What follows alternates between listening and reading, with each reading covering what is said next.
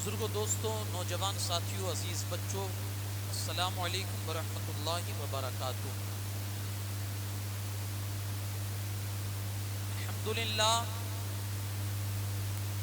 अल्हम्दुलिल्लाहि रब्बिल आलमीन वल आक़िबतु लिल मुत्तक़ीन वस्सलातु वस्सलामु अला सय्यिदिल अंबियाइ वल मुरसलीन व अला आलिहि तय्यिबीन व अस्हाबिहि ताहिरीन अजमईन, अम्मा बाद। अऊज़ु बिल्लाहि मिनश शैतानिर रजीम, बिस्मिल्लाहिर रहमानिर रहीम।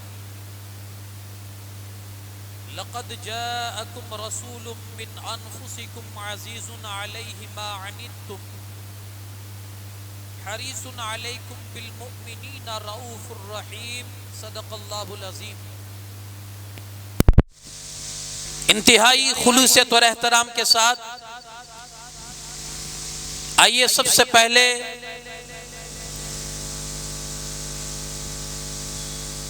मुख्तार कायनात, फख्र मौजूदात, सरवरे इंसो जां, मालिके ई वो आ, हुजूर अहमद मुज्तबा मोहम्मद अरवाहुना फिदा सल्लल्लाहु अलैहि वसल्लम की बारगाह बेकसपना में झूम कर दुरूद पाक का हदिया निछावर करें। पढ़ें अल्लाहुम्मा सल्ली अला सय्यिदिना शफीना नबीना व मौलाना मुहम्मदिन कमा तुहिब्बु व तरदा बिअन तुसल्ली अलैहि सलातुम व सलामन दाइमन अलैका या रसूल अल्लाह सल्लल्लाहु तआला अलैहि वसल्लम।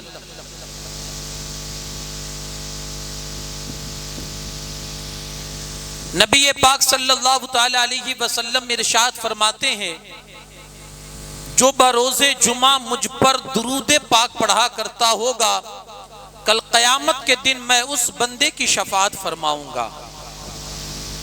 आदत बनाएं और जी लगा कर एक बार फिर से दुरूद पाक पढ़ें। अल्लाहुम्मा सल्ली अला सय्यिदिना शफीना नबीना मौलाना मुहम्मदिन कमा तुहिब्बु व तरदा बिअन तुसल्ली अलैहि सलातुम व सलामुन अलैका या रसूल अल्लाह सल्लल्लाहु तआला अलैहि वसल्लम। हज़रात, आज की मेरी जो गुफ्तगू का उन्वान है वो है एहसास। आज पूरी गुफ्तगू इसी दायरे के बीच घूमेगी, एहसास।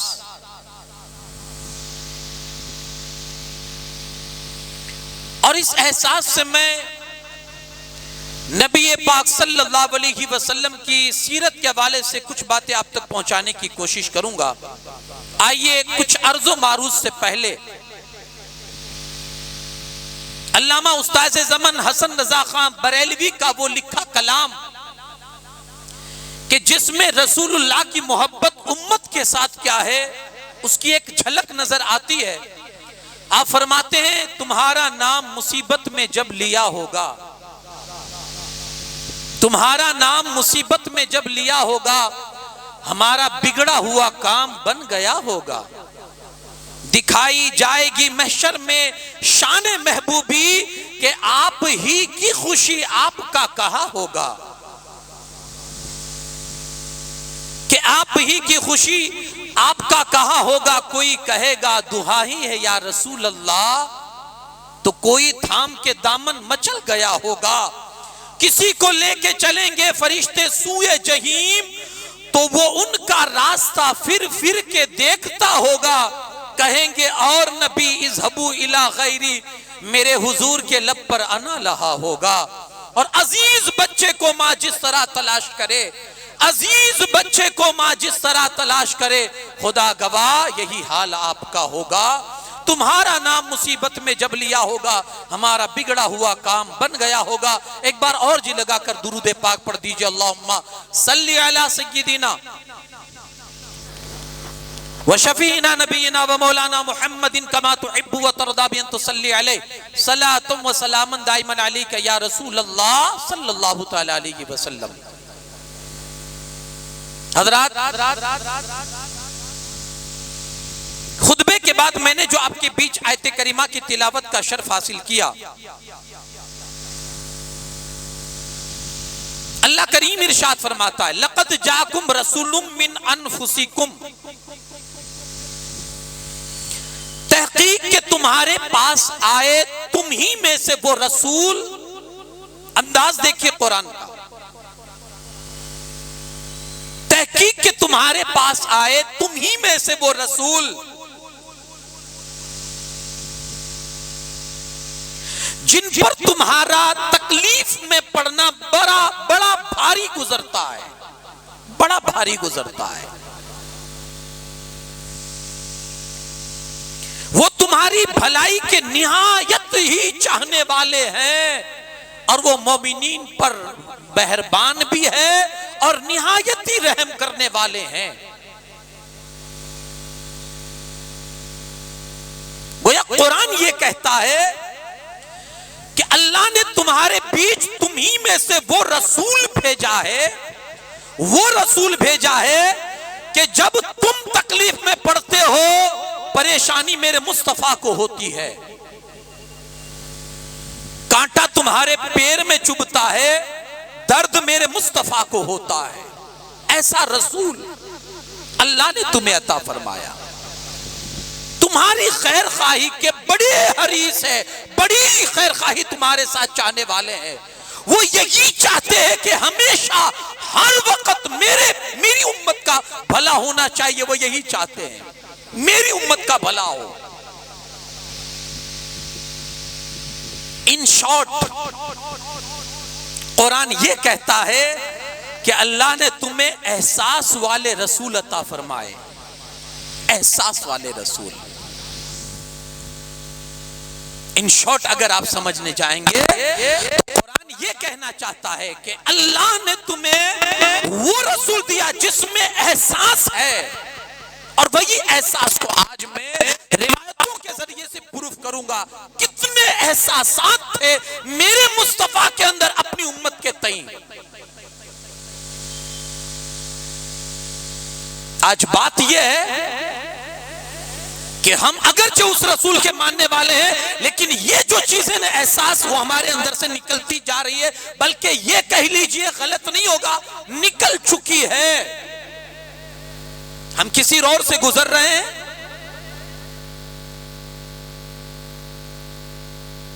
हमारे सामने कोई तड़प तड़प के जान दे रहा है, लेकिन हमारी गाड़ी को ब्रेक नहीं लग रहा है। मैं आपसे पूछना चाहता हूं, क्या वो फाहिशा और गलत किरदार की औरत का वाकया आपने सुना है? मेरे मुस्तफा करीम सल्लल्लाहु अलैहि वसल्लम हदीस में बयान फरमाते, बनी इस्राइल की एक औरत जिसका कैरेक्टर खराब था, जो कैरेक्टर लूज थी, जो फाहिशा थी, एक कुत्ते को उसने, प्यासे कुत्ते को जो मरने के करीब था, अपने दुपट्टे और अपने चप्पलों की मदद से उसने उस दुपट्टे के सहारे से पानी कुएं से निकालकर उस प्यासे कुत्ते की प्यास बुझाई, उसकी जान बचाई। अल्लाह ने उसी औरत को जो फाहिशा थी, अल्लाह ने तौबा की तौफीक बख्शी और उस औरत को जन्नत अता फरमा दी। बताइए ये हदीस कितनी मर्तबा आपने सुनी है? एहसास बेदार हुआ? हम गाड़ी से जा रहे हैं, एक कुत्ता है जो किसी गाड़ी से टकराकर उसकी मौत हो जाती है रोड के बीचों बीच।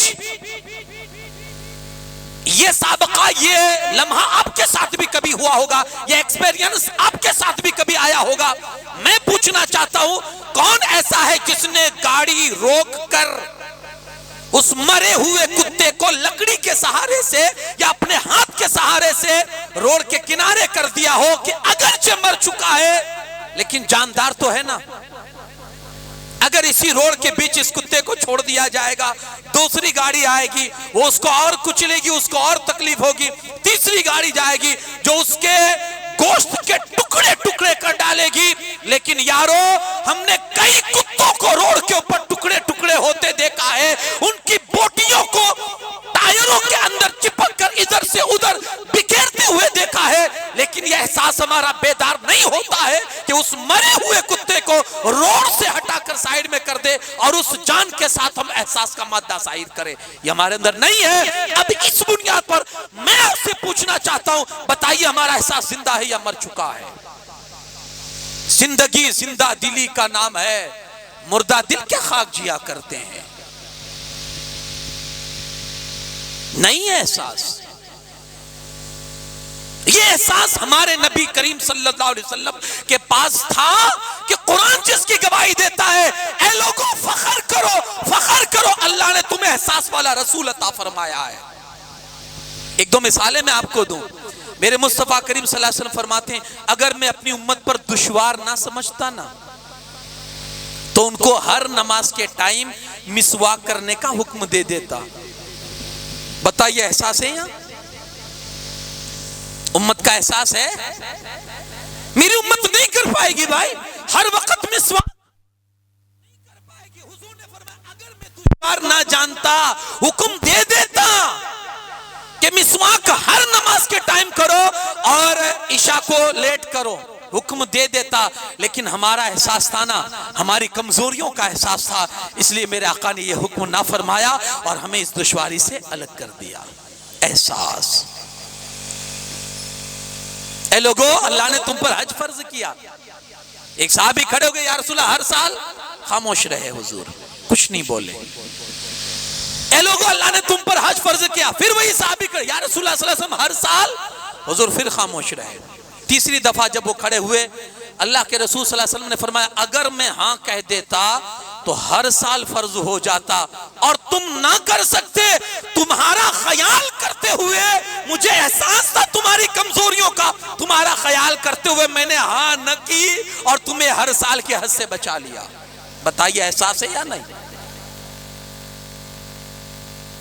एहसास वाला तुम्हें रसूल अता फरमाया, जिन्हें तुम्हारी दुश्वारियों का एहसास है, तुम्हारी कमजोरियों का जिसे एहसास है,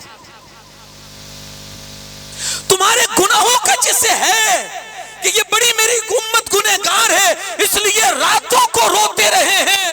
रातें कई रातें रोने में गुजारती है। दिल पर हाथ रख के बताओ, जो रसूल तुम्हारे लिए रात भर रोए हो, तुम उस रसूल के लिए कितना रोए हो?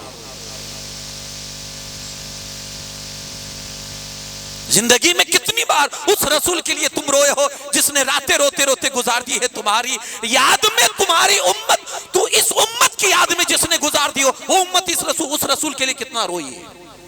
एहसास मर चुका है, इसे आप यकीन कीजिए, इसको आप एक्सेप्ट कीजिए।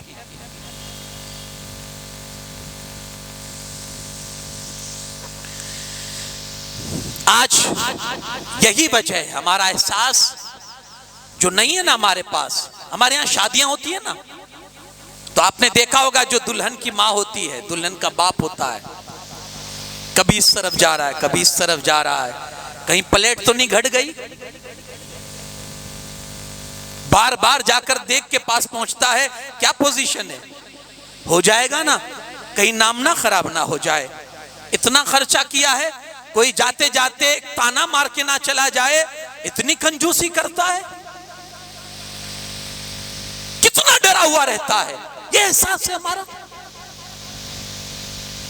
जो हमें खिला रहा है, हम उसी पर रोब झाड़ रहे हैं, उसी को डरा रहे हैं। वो बेचारा, आप यकीन मानिए, हम में से बहुत सारे ऐसे लोग हैं जो इस मरहले से गुजरे होंगे कि जिनके घर पर बेटी के हाथ पीले करने होते हैं, बेचारे 2 तक सुख का खाना नहीं खा पाते हैं, 2 दिन तक सुख का खाना नहीं खा पाते हैं कि कहीं कोई गड़बड़ ना हो जाए, कहीं कोई दिक्कत ना हो जाए। आखिर ऐसा क्यों है? क्योंकि हमारा एहसास मर चुका है, इसलिए वो चैन का सांस नहीं ले पा रहा है। उसे मालूम है हमारी भाषाएं क्या है, वो जानता है हमारे ताने क्या है, हम उसे क्या बोलकर जाएंगे, ये उसे एहसास है। इसलिए वो बेचारा सुख से बैठ नहीं पाता है, चैन से एक सांस नहीं ले पाता है, वो हमारे पीछे परेशान होता है, किसी को कोई तकलीफ ना हो जाए। एहसास मर चुका है, इसलिए आज हमारा भाई हमसे खुद से मुतमईन नहीं है। हमारा भाई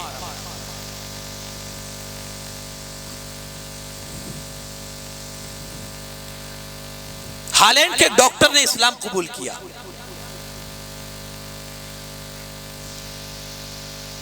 वो कहता है कि मैं जिंदगी पर मुस्लिम कौम के ताल्लुक से मेरी जो सोच थी, मेरी जो मेंटालिटी थी, वो यही थी कि ये कौम बड़ी सख्त कौम है, दहशतगर्द बम ब्लास्ट करने वाली।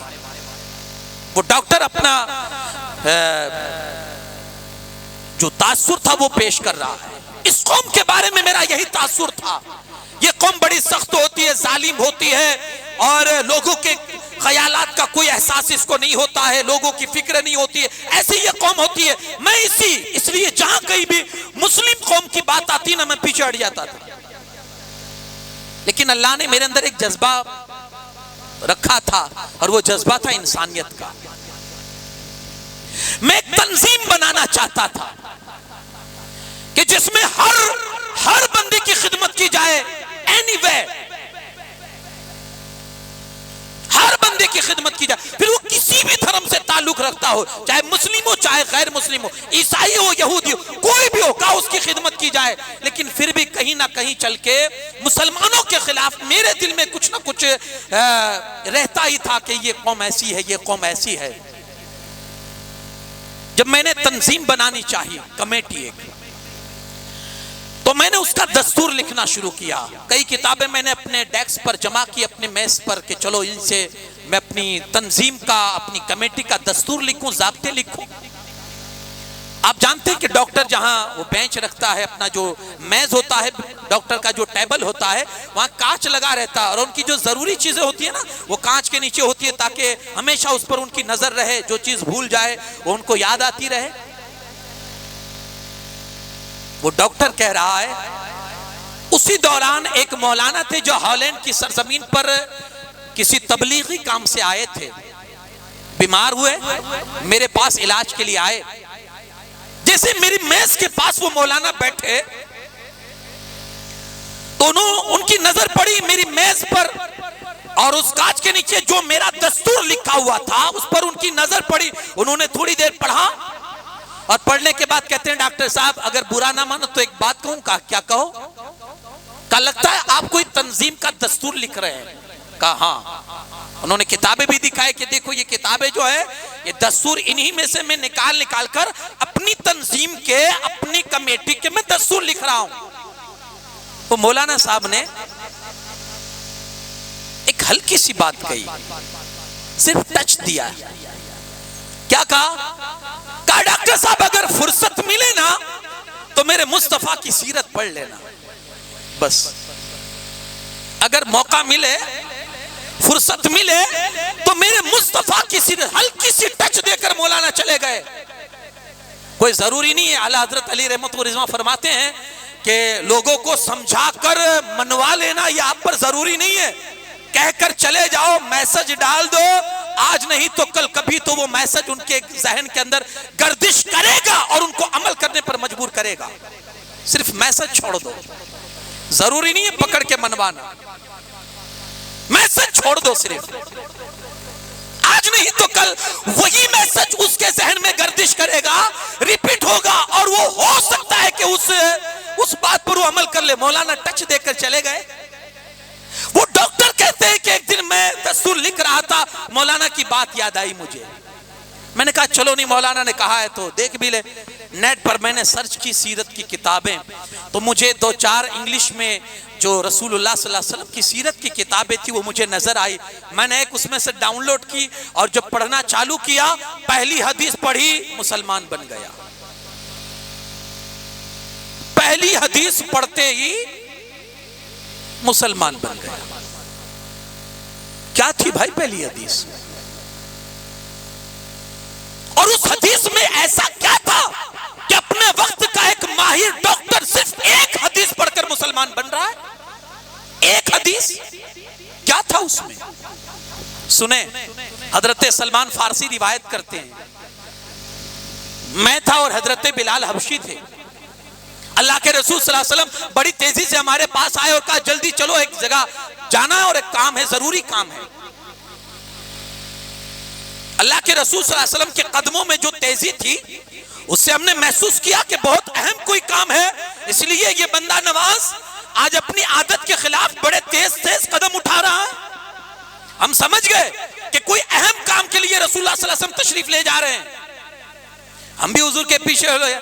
अभी एक गली छोड़ के दूसरी गली क्रॉस की थी कि सामने एक बुढ़िया औरत खड़ी थी और खड़ी खड़ी रो रही थी। अल्लाह के रसूल सल्लल्लाहु अलैहि वसल्लम जब उसके करीब गए, रोता देखा, रुक गए, कहा बिलाल उससे पूछो कि क्या माजरा है और माई क्यों रो रही हो। हजरत बिलाल हबशी उसके करीब गए, बीबी क्या हुआ, क्यों रो रही हो।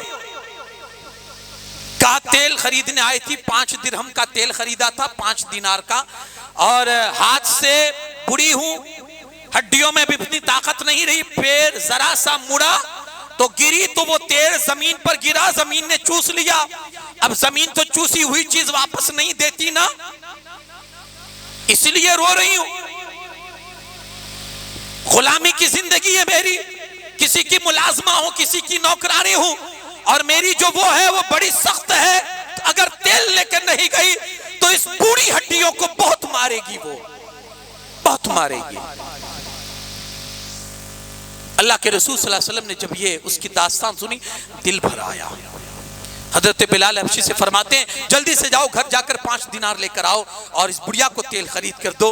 अल्लाह के रसूल सल्लल्लाहु अलैहि वसल्लम के हुक्म पर हजरत बिलाल गए, तेल खरीद कर लाए, बुढ़िया को दिया, लेकिन फिर भी बुढ़िया रो रही है। अल्लाह के रसूल सल्लल्लाहु अलैहि वसल्लम फरमाते माई अब क्या है, तेरा गया हुआ तेल तो तुझे मिल चुका है, अब जा। कहा तेल तो मिल चुका है, लेकिन जो लेट हो गया है, वो लेट होने पर भी मेरी जो मालिकन है वो मुझे मारती है। अगर ये लेट होने पर मारेगी तो अब इन बूढ़ी हड्डियों में इतनी ताकत नहीं है कि उसके मार को बर्दाश्त कर सके, इसलिए रो रही हूं। अल्लाह के रसूल सल्लल्लाहु अलैहि वसल्लम ने फरमाया चल माई, मैं तेरे साथ चलता हूं। सलमान फारसी आगे बढ़ते, या रसूलुल्लाह सल्लल्लाहु अलैहि वसल्लम मैं मामलात देख लेता हूं, आप तशरीफ ले जाएं, बहुत अहम काम है आपको, और इतनी तेज रफ्तारी से जो आप चल रहे हैं, मतलब कोई अहम काम के लिए आप जा रहे हैं, आप जाइए, मैं यहां काम देख लेता हूं, जो मामला है मैं निपटा डालता हूं, आप तशरीफ ले जाएं। अल्लाह के रसूल सल्लल्लाहु अलैहि वसल्लम का जवाब सुने और एहसास देखे, मेरे आका फरमाते हैं इस बुढ़िया के आंसू पूछने से बेहतर अब कोई काम नहीं है, इस बुढ़िया के आंसू साफ करने से बेहतर और अहम अब मेरे लिए कोई काम नहीं है। जब तक इसके चेहरे पर खुशी नहीं आ जाती, मेरा काम बाद में होगा, इसके चेहरे पर खुशी पहले होगी। एहसास, एहसास।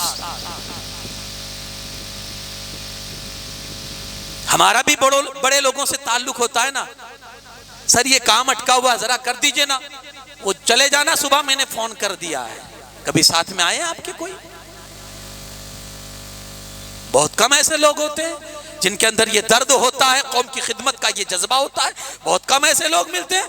लेकिन अब ये सब मिट चुका है, अब ये सब खत्म हो चुका है। एहसास देखिए मेरे मुस्तफ़ा करीम सल्लल्लाहु अलैहि वसल्लम का। उस बुढ़िया से कहते हैं कि चल मैं तेरे साथ चलता हूं, तेरी कौन मालिकन है मुझे जरा दिखा, मैं तेरे साथ चलता हूं। रावी कहते हैं वो आगे आगे चल रही थी, मुस्तफ़ा उसके पीछे पीछे चल रहे थे। गए, दरवाजे पर दस्तक दी, वो जो मालिकन थी वो समझ गई कि शायद वही मेरी खादिमा आई है, तेल लेकर। बड़े गुस्से में आई थी, बड़े गुस्से में आई थी कि आज तो उसकी खैर लेती हूं, आज इतना लेट क्यों कर दिया। लेकिन जैसे दरवाजा खोला, सामने चांद जैसी सूरत वाला चमकता चेहरा देखकर वो वैसे ही ठंडी हो गई और पूरी तवज्जो उसने मुस्तफा के चेहरे अनवर पर लगा दी। इधर हुजूर पूछ रहे हैं क्या ये तुम्हारी खादिमा है? देखो सुनो सुनो, ये आ रही थी और इसके हाथ से तेल गिर गया था, इसको तेल मिल चुका है, इससे लेट हो गया है, अब इसे मारना नहीं, इसे तकलीफ ना पहुंचाना। अल्लाह के रसूल सल्लल्लाहु अलैहि वसल्लम बोल रहे हैं, हुजूर अलैहिस्सलातु वस्सलाम उससे गुफ्तगू कर रहे हैं और वो हुजूर के जलवों में गुम है, पता नहीं कहां गुम है, हुजूर के जलवों में गुम है।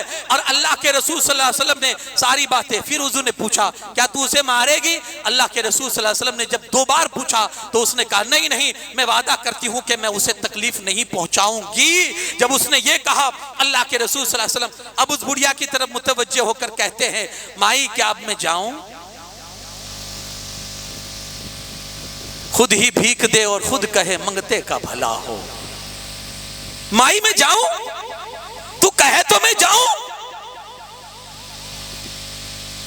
ये एहसास कहां है हमारे पास? उसने इजाजत दी, रसूलुल्लाह सल्लल्लाहु अलैहि वसल्लम आगे बढ़े। हजरत बिलाल कहते मैं पीछे रह गया था तो दोनों बुढ़िया ने मुझे बुलाया और बुलाकर कहती ये है कौन? वाला बंदा यहां अपनों का कोई एहसास नहीं करता, ये दूसरों का एहसास कर रहा, ये है कौन? बिलाल हबशी कहते तुम नहीं जानते, ये वही तो है जिसे अल्लाह ने आखिरी नबी बनाकर तशरीफ मबूस फरमाया है, वही तो है, ये वही है। तेज कदमों से चलती हुई दोनों बीबियां रसूल पाक सल्लल्लाहु अलैहि वसल्लम की बारगाह में आती है, हुजूर को रोकती है और कहती है बंदा नवाज घर के दरवाजे पर आकर इस तरह महरूम तो ना छोड़ो, हाथ बढ़ाओ, कलमा पढ़ाकर मुसलमान बनाओ। वो डॉक्टर कहता है, वो डॉक्टर जो अपने कंप्यूटर पर नबी की सीरत पढ़ रहा था, वो डॉक्टर कह रहा है, उधर वो बीबियां कलमा पढ़कर मुसलमान हो रही थी, इधर में वो हदीस पढ़कर मुसलमान बन रहा था। एहसास, ये एहसास अब हमारे बीच नहीं रहा और ये एहसास अब मर चुका है। इस एहसास को जिंदा करो। हम उस रसूल के मानने वाले हैं कि जिन्होंने एहसास की तालीम हमें अता फरमाई और एहसास हमारा बेदार करके मुआशरे को एहसास की तालीम देकर वो रसूल गए और ये बता दिया जिंदगी जिंदा दिली का नाम है, मुर्दा दिल क्या खाक जिया करते हैं, जिंदा बनो। तो किसी मुफक्किर का कौल है ना, एहसास जिंदा होना, तो एहसास हो इंसान के अंदर तो गैर भी अपने हो जाते हैं, एहसास मर जाए ना तो अपने भी अजनबी हो जाते हैं। एहसास पैदा करो। वो किसी साहब ने कहा था कि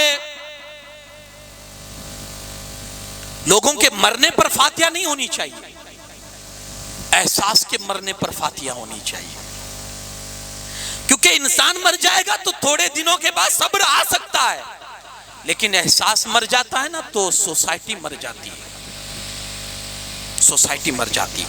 एहसास पैदा करें। नबी पाक सल्लल्लाहु अलैहि वसल्लम ने हमेशा अपनी जिंदगी में सिर्फ आगे नहीं देखा, दाएं बाएं भी देखा है।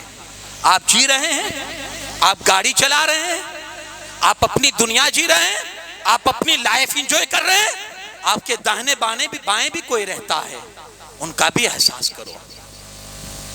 आप अगर कार में बैठे इसका मतलब यह नहीं कि साइकिल वाले की कोई अहमियत नहीं है, आप उसको भी इंसान समझे कि यह भी इंसान है।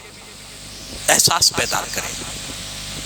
नबी पाक सल्लल्लाहु अलैहि वसल्लम की जिंदगी के मैं कुछ कीमती जो हुजूर अलैहिस्सलातु वस्सलाम की जो वाकयात है वो मैं आपको बताऊं, और हो सकता है कि मैं इन वाकयात के जरिए से आपके दिल के एहसास को और उस जज्बे को पैदा कर सकूं। मैंने शुरू ही में कहा आज की पूरी तकरीर मेरी इसी दायरे के बीच में घूमेगी। एहसास जिंदा कीजिए। हजरत अनस कहते हैं कि मेरा बचपना था, मैं कभी रोया नहीं था। बच्चे किस लिए रोते हैं? चॉकलेट के लिए, किस कोई जिद होती है उसके लिए। हजरत अनस कहते हैं, अनस इब्न, मैं रोया नहीं था कभी जिंदगी में, लेकिन एक दिन मैं रोया। क्या सबब हुआ? कहते हैं कि मैं रात के वक्त उठा और मस्जिद के करीब आधी रात हो चुकी थी। मस्जिद के वहां से गुजरा तो देखा अल्लाह के रसूल सल्लल्लाहु अलैहि वसल्लम कभी उधर जा रहे हैं, कभी इधर आ रहे हैं, कभी बैठते हैं, कभी उठते हैं। बेचैन सी हालत है, अजीब सी कैफियत रसूल पाक सल्लल्लाहु अलैहि वसल्लम की है। मैं करीब गया और जाकर अर्ज की, बंदा नवाज कोई तकलीफ, तबीयत का कोई मसला है? इतनी रात गए हुजूर, आप बेदार हैं और ये उठना बैठना, इधर जाना उधर जाना, आखिर मसला क्या है? अल्लाह के रसूल सल्लल्लाहु अलैहि वसल्लम फरमाते हैं, अनस क्या बताऊं, सोना चाहता हूं लेकिन वो जो बद्र के कैदी आए ना, तुम्हारे भाइयों ने उनकी रस्सियों को इतना टाइट बांधा है, इतना सख्त बांधा है कि वो कराहते हैं तकलीफ से, वो तकलीफ से कराहते हैं, आहें निकालते हैं, और उनकी आहें तेरे रसूल को सोने नहीं देती। उनकी आहें तेरे रसूल को सोने नहीं देती। यारो ये कौन है? ये बद्र के गिरफ्तार कैदी ये कौन है? ये वही है जिन्होंने रसूलुल्लाह को गालियां सुनाई थी, जिन्होंने रसूलुल्लाह के रास्तों में कांटे बिछाए थे, जिन्होंने सहाबा को मारा था, शहीद किया था, कत्ल किया था और सहाबा को घर से बेघर बनाया था, आज जब सहाबा की बारी आई, उनकी रस्सियों को कस दिया है, सहाबा ने सख्त कर दिया है, वो लोग कराह रहे हैं, वो लोग आए भर रहे हैं। अल्लाह के रसूल सल्लल्लाहु अलैहि वसल्लम फरमाते हैं, अनस, जैसे हजरत अनस कहते, मैंने पूछा, हुजूर रोने लगे, कहा अनस उनकी आहें मुझे सोने नहीं देती, अपने साथियों से कहो कि थोड़ी रस्सियां ढीली कर दे ताकि ये सुकून से सो जाएं, अगर ये सुकून से सो जाएंगे मैं मोहम्मद भी सुकून से सो जाऊंगा। एहसास, मेरे घर पे शादी होती है तो मैं समझता हूं कि मैं किसी पूरे इलाके को आज सोने नहीं दूंगा, मर गया एहसास हमारा। जो रसूल अपनी बीवी तक के मामले में इतना एहसास करे, हजरत आयशा सिद्दीका रज़ी अल्लाह ताला अन्हा फरमाती है, एक रात अल्लाह के रसूल सल्लल्लाहु अलैहि वसल्लम उठे तहज्जुद के लिए, लेकिन हुजूर के चलने का अंदाज बिल्कुल अजीब था। अल्लाह के रसूल सल्लल्लाहु अलैहि वसल्लम पैर जमीन पर रखकर नहीं चल रहे थे, बल्कि उंगलियों के सहारे चल रहे थे, पैर उठा उठाकर, जैसे कोई मिसाल अर्ज करने के लिए और समझाने के लिए आपको कह रहा हूं, वरना उस बारगाह में ये जुमला हम नहीं बोल सकते, जैसे कोई चोरी चुपके चलता हो। हुजूर ऐसे उंगलियों पर चल रहे थे। मायशा फरमाती है, मेरी आंख खुल गई, लेकिन मैं आंख बंद करके ये देख रही थी आधी आधी आंखों से कि अल्लाह के रसूल सल्लल्लाहु अलैहि वसल्लम ये इसरा चल के आखिर जा कहां रहे हैं। मेरे दिमाग में कुछ और घूम रहा था, लेकिन अल्लाह के रसूल सल्लल्लाहु अलैहि वसल्लम उठे, वजू फरमाया और आकर नमाज पढ़ने लगे। जब नमाज से फारिग हुए, मायशा अर्ज करती है, या रसूलुल्लाह सल्लल्लाहु अलैहि वसल्लम, जब नमाज ही पढ़नी थी तो इस तरह से बच बच के आप चल के क्यों गए? पूरा पैर भी जमीन पर रखकर जा सकते थे। सुने एहसास किसको कहते हैं? जो अपने घर वालों के लिए इतना एहसास करता हो, वो दूसरों के लिए कितना एहसास करता होगा। अल्लाह के रसूल सल्लल्लाहु अलैहि वसल्लम फरमाते हैं, आयशा आधे कदम से इसलिए चल रहा था कि कहीं पूरा कदम जमीन पर रखकर चलूंगा, आहट पैदा होगी, आवाज पैदा होगी और तुम्हारी नींद में खलल पैदा हो जाएगी। मैं नहीं चाहता मेरी वजह से किसी की नींद में खलल पैदा हो। एहसास,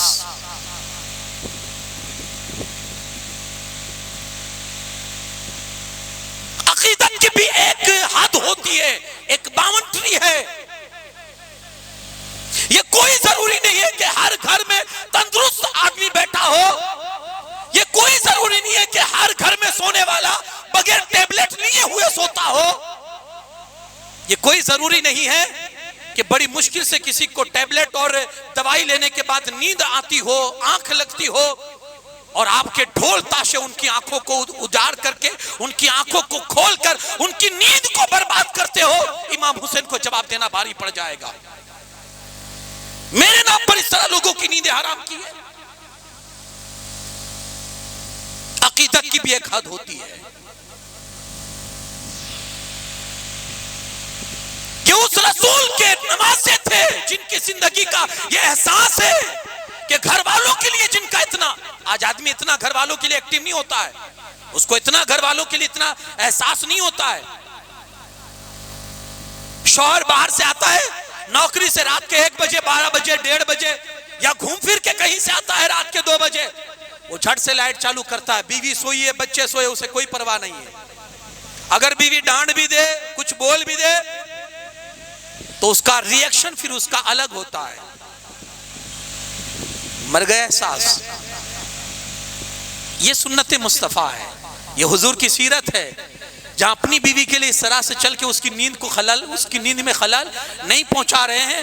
हम दुनिया भर की नींदों को हराम किए हुए हैं और हम दावा करते हैं हम आशिक रसूल है, हुजूर की उम्मती है। खुदारा तब्दील कीजिए अपनी लाइफ को, अपनी जिंदगी को, और पहले खुद को मुसलमान बनाइए।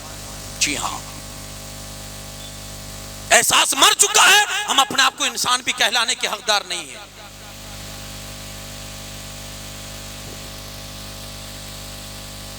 अल्लाह के रसूल सल्लल्लाहु अलैहि वसल्लम की ये मुकम्मल जिंदगी जो एहसास से भरी हुई है, हर लम्हे पर आप देखेंगे। हजरत अबू जर से फरमाते हैं, अबू जर घर में जब शोरबा पकाना, सालन, थोड़ा पानी ज्यादा रख देना। क्या फरमाते हैं? पानी थोड़ा ज्यादा रख देना ताकि तेरे पड़ोसी का भी काम हो जाए। इसको आप क्या कहेंगे? एहसास नहीं है? खुद के घर में बन रहा है। आज तो लोग कहते हैं ना, मेरे बाप का काम बेटा है, मैं अपनी लाइफ देखूं कि उसकी लाइफ देखूं, मैं अपने बच्चों की जिंदगी देखूं कि उसके बच्चों की जिंदगी देखूं। ये रसूलुल्लाह सल्लल्लाहु अलैहि वसल्लम ने नहीं फरमाया है। ये हुजूर ने सहाबा को ये तर्ज कभी नहीं दिया था। वहां हुजूर अलैहिस्सलातु वस्सलाम ने जिंदगी का ये तर्ज दिया था कि जो दूसरों की खातिर अपनी जानें दे देते थे। ये एहसास था, हुजूर ने ऐसा एहसास बेदार किया था और ऐसी सोसाइटी तैयार की थी। आज जो सोसाइटी खत्म हो चुकी उसे बेदार कीजिए। एहसास की सोसाइटी बनाइए। एहसास ये जिंदा रहेगा ना, सोसाइटी जिंदा रहेगी। वरना आपने देखे होंगे कि जब आदमी के अकस्मात होते हैं, एक्सीडेंट होते हैं ना, तो बचाने वालों से ज्यादा वीडियो बनाने वाले होते हैं। यहां आप क्या तस्वुर देंगे, वो तासुर आपका क्या होगा? एहसास मर चुका है। तो हुजूर अलैहिस्सलातु वस्सलाम की जिंदगी पाक और हुजूर अलैहिस्सलातु वस्सलाम के बाद सहाबा की जिंदगी पाक, जैसा हुजूर ने मुआशिरा तश्कील दिया था और जैसी सोसाइटी मेरे मुस्तफा करीम सल्लल्लाहु अलैहि वसल्लम ने बनाई थी, सहाबा कि नस नस में वो चीजें आ गई थी और साहबा फिर उसी एतबार से जिंदगी गुजारते थे। एहसास, हुजूर ने फरमाना दीनुन नुसहतु, दीन क्या है? सरासर खैर खाही का नाम है। किसी के लिए भला सोचना, किसी के लिए एहसास पैदा करना। दर्द दिल के वास्ते, इकबाल ने कहा था ना, दर्द दिल के वास्ते पैदा किया इंसान को, वरना इबादत के लिए कुछ कम न थे कर लो बयां। दिल बदस्त आउर के हज अकबर अस्त, जुमा के दिन वहां हज करने के लिए आप जाएं और इत्तफाक से हज जुमा के दिन पड़े तो उसको हज अकबरी कहा जाता है, बड़ा हज।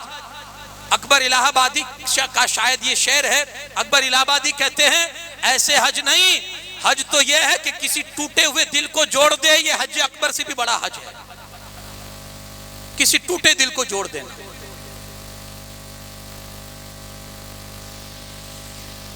अब आप देखिए रसूल पाक सल्लल्लाहु अलैहि वसल्लम ने जिस अंदाज से मुआशरे को तश्कील दिया था, एहसास वाला, एहसास बेदार वाला मुआशरा।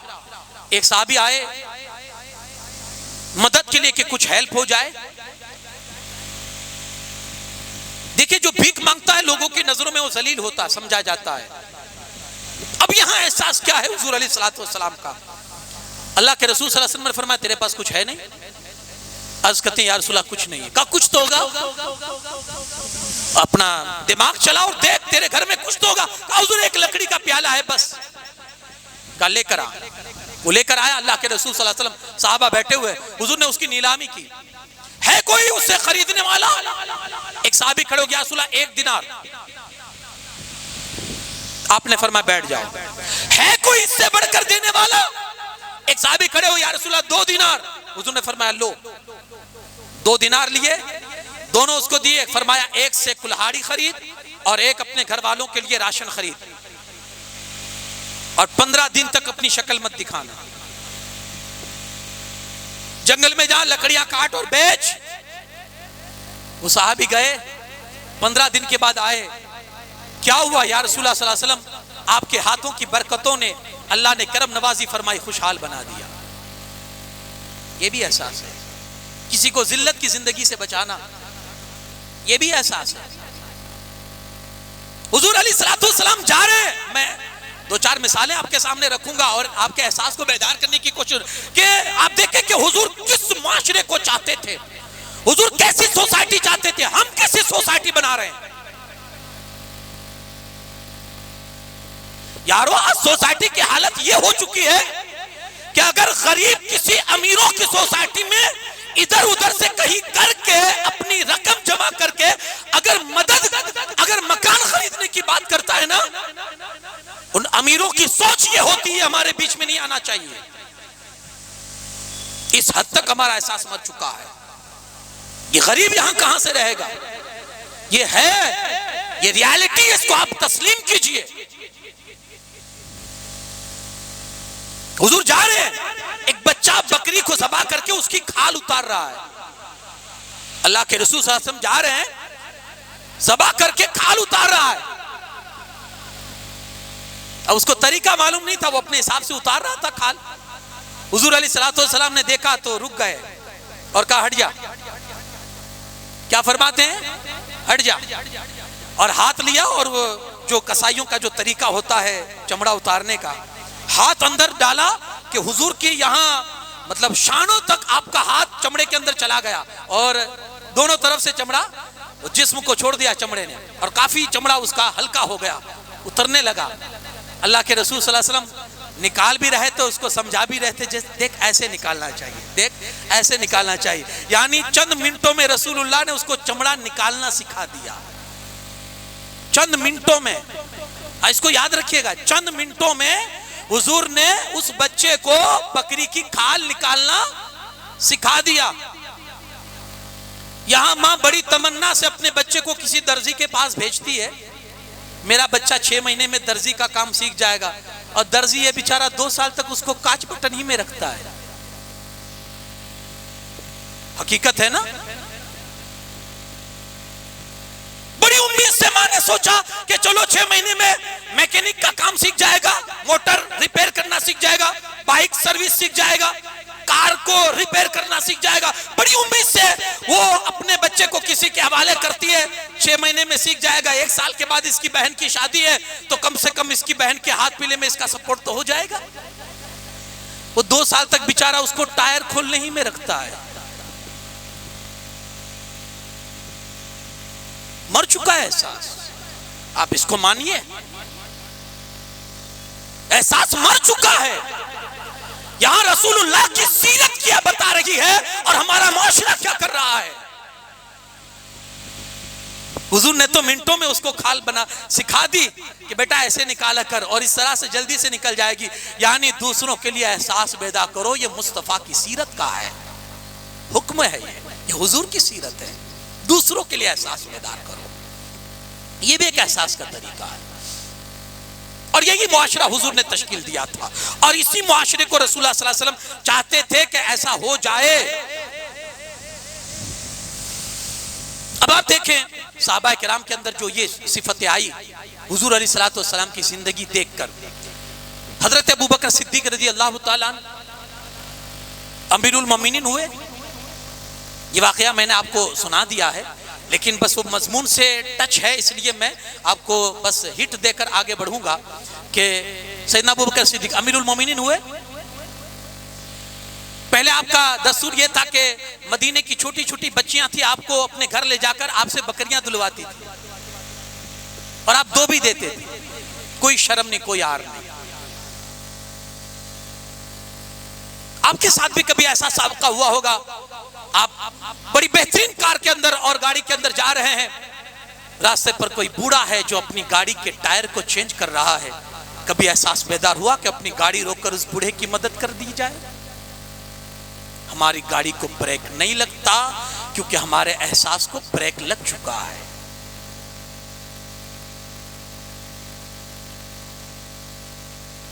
हजरत अबू बकर सिद्दीक रज़ी अल्लाह तआला अमीरुल मोमिनीन हो गए, खलीफा हो गए। मदीना की गलियों से गुजरे तो बच्चियां आपस में बात कर रही थी, अब तो बकरियां कौन दोएगा, अब तो ये अमीर हो चुके हैं, अब थोड़ी बकरियां दोने आएंगे।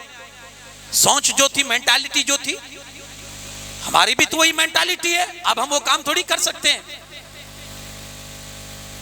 हम मस्जिद के सदर है, मुतवल्ली है, ट्रस्टी, हम थोड़ी झाड़ू उठा सकते हैं, हम थोड़ी चटाई बिछाएंगे। आदमी किस लिए रखा है? हम किसी संस्था के ये है, वो है, ये है, वो है, हम ये काम थोड़ी करेंगे, ये तो फलाने के जिम्मे है। एहसास मर चुका है, इसलिए भाषा है। सैयदना सिद्दीक अकबर गुजरे, लड़कियां आपस में बात कर रही थी, सुन गए, कहा लाओ बर्तन कहां? बच्चियों ने कहा क्यों? कहा आज बकरियां नहीं धोनी।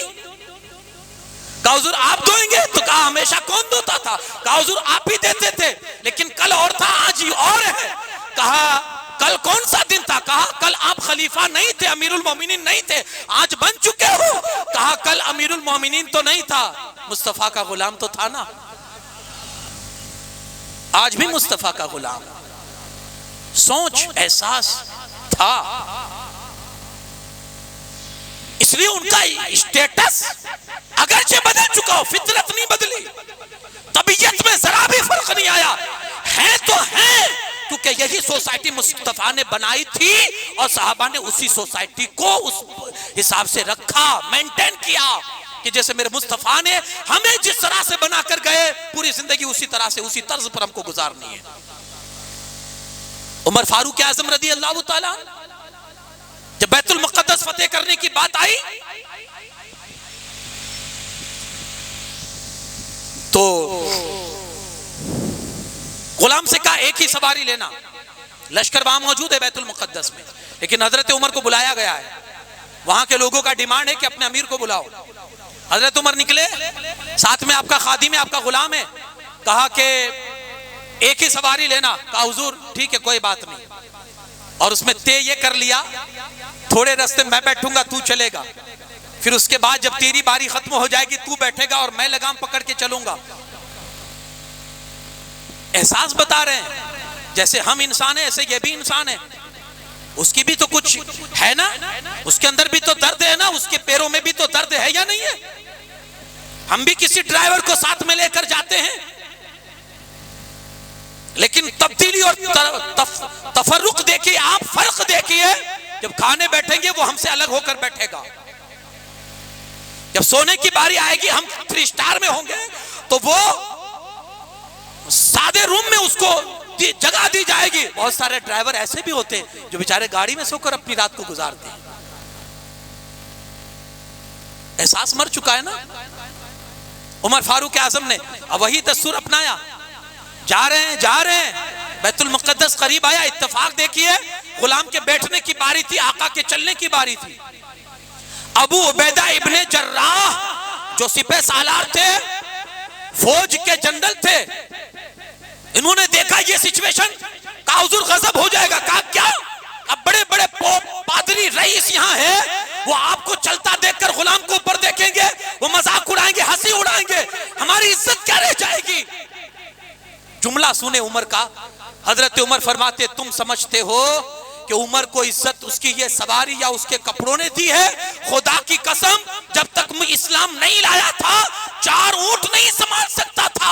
आज जो कुछ भी उमर की इज्जत है मुस्तफा के कलमे की वजह से है। ये एहसास था जो उमर ने बताया था, ये एहसास होना चाहिए।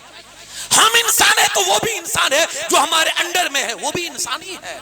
हजरत उमर इब्ने अब्दुल अजीज थक गए, सोने लगे, अपनी खादिमा से कहा पंखा चलो, पंखा करो। उस जमाने में ये सारी सिस्टमें तो नहीं थी इलेक्ट्रॉनिक या किसी तरह से, हाथ वाला पंखा था, उसी से पंखे की हवा ली जाती थी।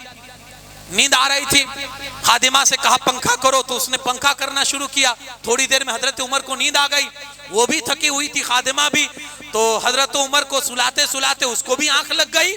अब वो सोई है मजे से, हजरत उमर इब्ने अब्दुल अजीज की आंख खुलती है, देखा कि वो सो चुकी है, पंखा साइड में पड़ा हुआ है। आपने पंखा उठाया और आपने उसको पंखा करना शुरू कर दिया। कौन? उमर इब्ने अब्दुल अजीज। पढ़ लीजिए इतिहास जाकर, कौन है उमर इब्ने अब्दुल अजीज, जिसने हजरत उमर फारूक आजम का दौर दोहरा दिया था, जिसने उमर फारूक आजम का जमाना रिपीट कर दिया था। लोगों ने देखा था कि जैसे हजरत उमर फारूक आजम के जमाने में शेर और बकरी एक पन घर पर पानी पीते हैं, उमर इब्ने अब्दुल अजीज के जमाने में भी शेर और बकरी एक पन घर पर पानी पीते थे।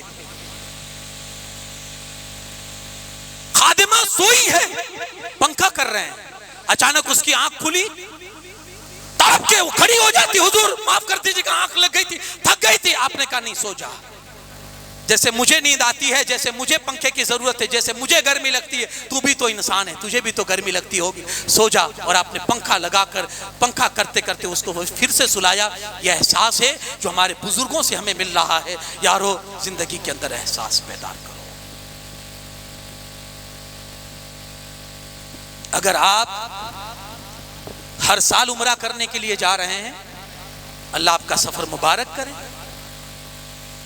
अगर आपकी हर छठी अजमेर में होती है, आपकी मोहब्बत सलामत रहे। अगर आप इन जलसों के मौकों पर अगर लाखों की नियाज़ें पब्लिक को खिलाते हैं, आपका ये जज्बा सलामत रहे। लेकिन कान खोलकर सुन लीजिएगा, ये सारी चीजों के बाद अगर आपका पड़ोसी बारिश की सीजन में पानी टपकने की वजह से रात को सुकून की नींद नहीं सो सकता है, तो ये आपकी सारी इबादतों पर पानी फिर जाएगा।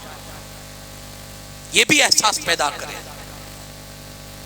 सारे उम्रे आपके मुंह पर मार दिए जाएंगे कि उम्मत तड़प रही थी, उम्मत मजबूर थी, बेकस थी, और तू उम्रे की मजे लूट रहा था। तू ये फख्र कर रहा था कि मैं 30 साल से अजमेर जा रहा हूं। तेरा पड़ोसी तड़प रहा था और तू इस पर फख्र कर रहा था। एहसास मर चुका है, इसको पैदार कीजिए। ये भी एक उम्मत के लिए जरूरी है। और रसूल पाक सल्लल्लाहु अलैहि वसल्लम ने ये तारीख भी उम्मत को बताई है कि इस तरह भी जिंदगी गुजारो, ये तुम्हारे रसूल की जिंदगी है। कुरान कहता है, ऐ लोगों, तुम ही में से अल्लाह ने एक एहसास वाला रसूल तुमको अता फरमाया है, वो एहसास तुम्हारी जिंदगी में भी आना चाहिए। हजरत उस्मान गनी रज़ी अल्लाह तआला अन्हु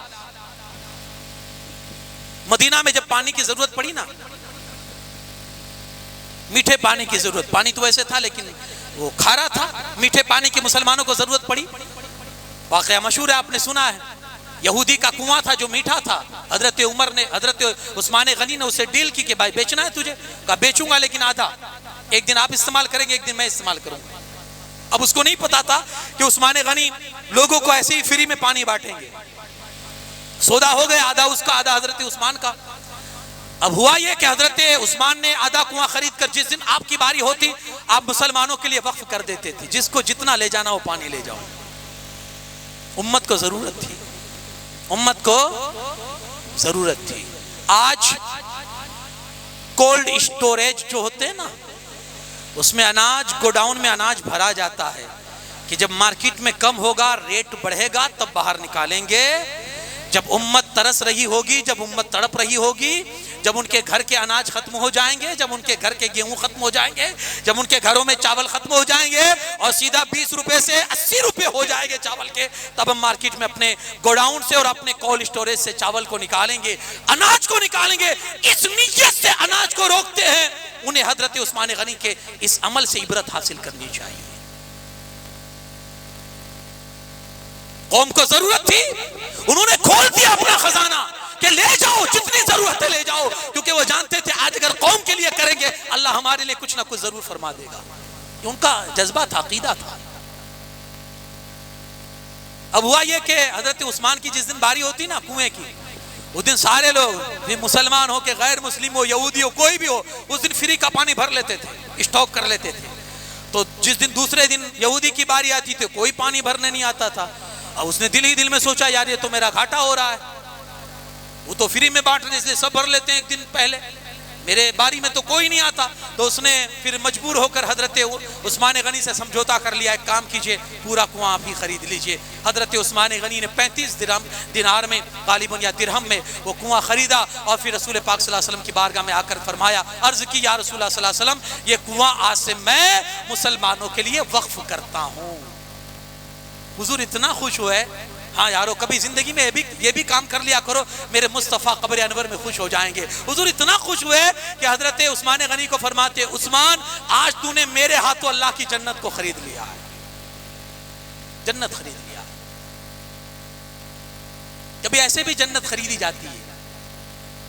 जन्नत सिर्फ जन्नत की कियारी में जाने से नहीं मिलती है, जन्नत सिर्फ जन्नत के दरवाजे से गुजरने से नहीं मिलती है। बड़ा आसान फार्मूला है भाई, हर साल उर्स के मौके पर चले जाओ, जन्नत के दरवाजे से निकल जाओ और ये सोचो कि अब तो जन्नत ही जन्नत हमारे लिए है। हैं? दरवाजों से गुजरने से जन्नत नहीं मिलती है, जन्नत तुम्हारे घर में भी है, लेकिन एहसास मर चुका है। वो जन्नत का दरवाजा तुम्हारे घर में भी है, वो जन्नत की चौखट तुम्हारे घर में भी है, लेकिन एहसास मर चुका है ना, इसलिए जन्नत को किसी और जगह ढूंढते फिरते हैं। एक बंदा आया, या रसूलुल्लाह सल्लल्लाहु अलैहि वसल्लम, मैंने मिन्नत मानी है। कहा क्या? कहा मेरा फलाना काम हो गया तो मैं जन्नत के नीचे वाली और ऊपर वाली चौखट को चूमूंगा, ये मैंने कसम खाई है, मन्नत मानी है, मेरा काम हो चुका है या रसूलुल्लाह सल्लल्लाहु अलैहि वसल्लम, मन्नत कैसे पूरी करूं? काम हो चुका है, मन्नत कैसे पूरी करूं? अल्लाह के रसूल सल्लल्लाहु अलैहि वसल्लम फरमाते वालिदैन जिंदा है, माँ बाप जिंदा है? अर्ज करता है हाँ। अल्लाह के रसूल सल्लल्लाहु अलैहि वसल्लम फरमाते हैं जा अपने बाप की पेशानी चूम ले, अपने माँ के कदम चूम ले, तेरी मन्नत पूरी हो जाएगी। कहां जन्नत ढूंढ रहे हो भाई? है राजी है तुम्हारे साथ है या अलग है? दवाई के लिए हर महीने तुम्हारे पास उसको आना तो नहीं पड़ रहा है ना? महीने की बीड़ी का स्टॉक अगर खत्म हो चुका है तो कहीं तुम्हें फोन कर करके बार बार उसको कॉल तो नहीं करनी पड़ती है ना? अगर ये है तो भटकते रह जाओगे, जन्नत कभी नहीं मिलेगी। भटकते रह जाओगे, जन्नत कभी नहीं मिलेगी। एहसास बेदार कीजिए। एहसास मर चुका है, इसलिए वो ढूंढना चाहिए कहीं और ढूंढ रहे हैं कहीं। एहसास बेदार कीजिए। मैं ये अर्ज कर रहा था, हजरत उस्मान गनी रज़ी अल्लाह तआला अन्हु ने ये कुआं वक्फ किया, और उस समय में कि जब कौम को जरूरत थी, लोग प्यासे थे, लोगों को पानी की जरूरत थी, उन्होंने अपनी दौलत के दरवाजे खोल दिए। उमर फारूक आजम के जमाने में कहत पड़ा, आपने बैतुल माल का दरवाजा खोल दिया। आज काम नहीं आएगा, आज जरूरत लोगों को पड़ी है, अगर ये लोगों के काम नहीं आएगा तो फिर ये माल किस दिन लोगों के काम आएगा? ये आप अगर ये नजरिया ये बना ले, ये सोच बना लेना, तो उस सोच से आपका एहसास जिंदा होगा, और उस सोच के जरिए से इंशाअल्लाह आप ये चीज अपने अंदर पैदा कर सकेंगे कि ईमान की चाशनी और ईमान की हालात अल्लाह आपको नसीब फरमाएगा। ऐसे सैकड़ों वाकयात और ऐसी सैकड़ों मिसालें हमें मिलती है। मैंने एक वाकया अजीब पढ़ा, और उस वाकये के जरिए से एक सबक भी हमको मिलता है। एक माँ जो रात के समय अपने घर से निकलती है, पड़ोसन के यहाँ जाती है, और जाकर दरवाजा खटखटाती है। अंदर से पड़ोसन निकलती है, क्या मजरा है, क्या मसला है? कि आपके घर में नमक मिलेगा? आपके घर में नमक मिलेगा? उसने कहा क्यों नहीं। दौड़ी हुई गई और थोड़ा सा नमक लेकर आई और आकर उनको दिया। माँ नमक लेकर जैसे ही घर में घुसी ना, उस माँ का जो लड़का था वो सारा मंजर देख रहा था। माँ से कहता, माँ अभी कल तो इतने किलो नमक घर में लाकर रखा हूं, इसके बावजूद भी पड़ोसी के यहां मांगने गई? कल तो भी लाके रखा है मैंने नमक, इसके बावजूद भी तू पड़ोसी के यहां मांगने गई? माँ का जवाब सुने। माँ कहती है, बेटा मैं जानती हूं कि अपने घर में नमक रखा हुआ है, लेकिन कभी कभी उस पड़ोसन को हमारे घर की जरूरत पड़ती है और हमारे यहाँ वो मांगने आती है। कभी कभी उसको किसी चीज की जरूरत पड़ती है। एहसास देखिएगा, एहसास ही दिखा रहा हूं। का कभी कभी उसको जरूरत पड़ती है और वो आती है। अगर हर बार वही आएगी तो कभी वो सोचेगी कि यार ये बार बार जाना मुनासिब नहीं है, तो कभी बेचारी वो बगैर नमक के भी गुजारा कर लेगी। मेरे घर में नमक होते हुए भी मैं इसलिए उसके घर नमक मांगने के लिए गई ताकि उसको एहसास ना हो कि सिर्फ मुझे जरूरत पड़ती है, बल्कि उसको यह होना चाहिए सामने वाले को भी जरूरत पड़ती है। इसलिए मैं गई ताकि उसका आना कभी बंद ना हो। जब जब जरूरत पड़े मेरे घर पर वो आती रहे और अपना सामान मांग कर जाती रहे। एहसास, एहसास है। आदमी जब अल्लाह अक्ल देता है तो उसके लिए रास्ते खुल जाते हैं। एहसास करने के हजारों रास्ते हैं आपके पास, लेकिन वो ज़मीर होना चाहिए। उस एहसास को बेदार करने के लिए वो ज़मीर होना चाहिए। यारो कोशिश करो इस चीज़ की। इसी तरह से आपने हज़रत उस्मान गनी रज़ी अल्लाह तआला अन्हु का सुना। हज़रत मौला कायनात अली शेर खुदा करमल्लाहु तआला वजहुल करीम, ये तो बहुत बड़ा एहसास है यार। से होते हैं मोहम्मद के घराने वाले। अजीब एहसास था यार उनके अंदर, तो अजीब एहसास था। कैसा एहसास था? घर में कुछ नहीं है और दूसरों की फिक्र कर रहे हैं। खाने के लिए बैठे हैं, पूरे दिन का रोजा है, 1-2 दिन की बात नहीं, 3 दिन का रोजा है। खाने के लिए बैठते हैं और अभी रोजा इफ्तार करने ही वाले थे कि दरवाजे पर दस्तक होती है, अल्लाह के नाम पर दे दो, और बीबी फातिमा पूरा उठाकर अल्लाह के नाम पर दे देती थी। एहसास, ये एहसास होता था। ये इमाम हसन पाक गरीबों को और भूखों को बुला बुला कर अपने दरवाजे पर, अपने दस्तरखान पर खिलाते थे। एक दिन ऐसा हुआ कि एक ऐसा भिखारी, एक ऐसा मांगता आया जिसने खाया और खाने के बाद थोड़ी देर बैठकर वो दस्तरखान को देख रहा है। इमाम हसन पाक ने पूछा और जरूरत है, और खा लो, और ला कर देता हूं। कहा हुजूर नहीं, मेरा तो पेट भर गया है, लेकिन जिसने मुझे इस घर का पता बताया है ना, वो सूखी रोटियां खा रहा है, जिसके सदके मुझे मिला है, तो मेरा भी ये फर्ज बनता है कि मैं उसे भी तो ताजी रोटी खिलाऊं। कहा किसकी बात करा? को वो रास्ते में बैठा सूखी रोटियां खा रहा है। कहा जिसने तुझे इस घर का पता दिया है ना, वही इस घर का मालिक है, और मेरा बाबा है मौलाए कायनात। रह के फाकों पे गरीबों को खिलाने वाले ऐसे होते हैं मोहब्बत के घराने वाले। एहसास बेदार करो, एहसास है तो जिंदगी है, एहसास मुर्दा है, मुआशरा खत्म है। एहसास होगा, जिंदगी जिंदा दिली के नाम है, मुर्दा दिल क्या खाक जिया करते हैं। वाखिरु दामाना अनिल हम्दुलिल्लाहि रब्बिल आलमीन।